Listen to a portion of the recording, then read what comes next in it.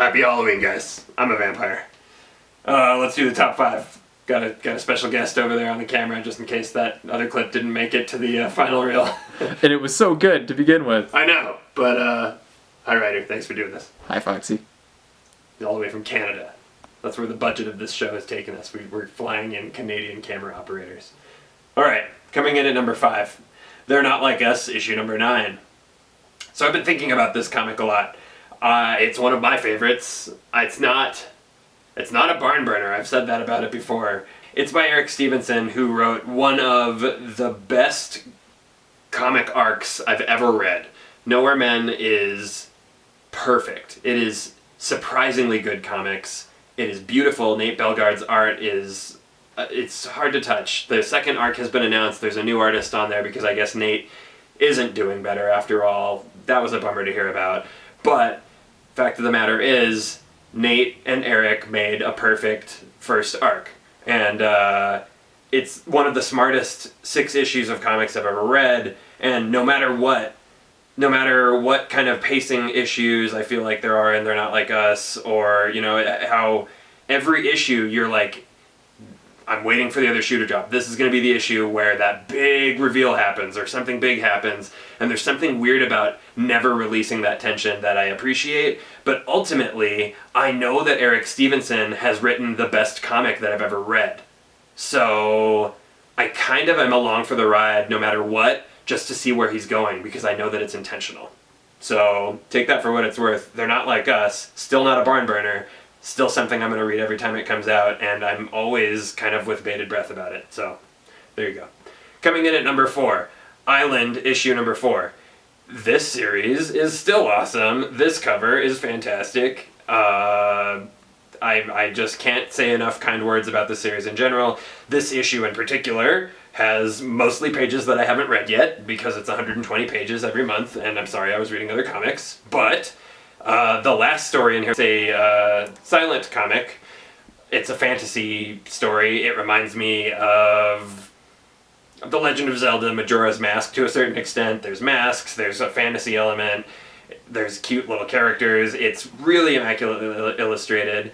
The Brandon Graham story before that is a multiple warheads thing that is just weird as heck, and like I don't know all the context going into it because didn't read it yet, but multiple warheads, always a satisfier. And then the first story in here, also beautiful. There's so much in every issue of Island that you're doing yourself a disservice not to check it out if you're into experimental comics and science fiction.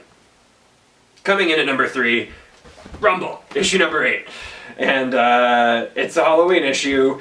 This cover's adorable, and then what's inside of it, not far off from adorable. It's also got moments that are harrowing and kind of scary and definitely funny. It is always hitting on so many levels. I always love this book. Rumble, so fantastic. If you like humanity, if you like monsters, if you like art that is kinetic, this is a book for you.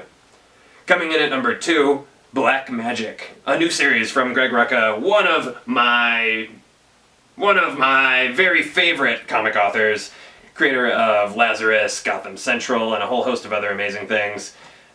This one is illustrated by Nicola Scott. I'd never heard of her before, but she's really good at art. It is so delicate and beautiful, and if you get this magazine edition of this, you get a lot of insight into her process, some character design work, and you get a lot more like apocryphal information about the world that you wouldn't get from the regular issue. Very cool. I love when Image does these magazine format releases, always a treat, and very much looking forward to this series. It's an occult detective mystery of some kind. So she's a witch, she's a detective, the art's beautiful, check it out. Coming in at number 1 this week, Wild's End, The Enemy Within, issue number 2. This series is so freaking good. They're counting the first 6-issue arc, this is the 8th issue in the series. I feel so connected to these characters, and many of them have post-traumatic stress disorder, and the basic concept, if you're late to this show, is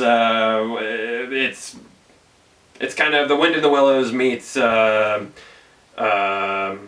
what's that one story? Camera operator, you know? War of the Worlds. War of the Worlds. There it is. Okay, so it's Wind in the Willows meets War of the Worlds. That's like it in a nutshell. That's what the first volume was. Volume 2 takes it a bit further. Like, what is the human condition? What happens when bad stuff happens?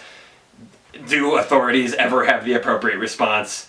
No, they don't. And this is a story about governmental, military abuse. I want to say humanity in harrowing, extenuating circumstances, but it's about talking animals, so there you go. I'm full of humanity, right? Right? Happy Halloween. Maybe be a feminist. Be a feminist. There it is. Nuts. Nux. Yeah. Nailed it.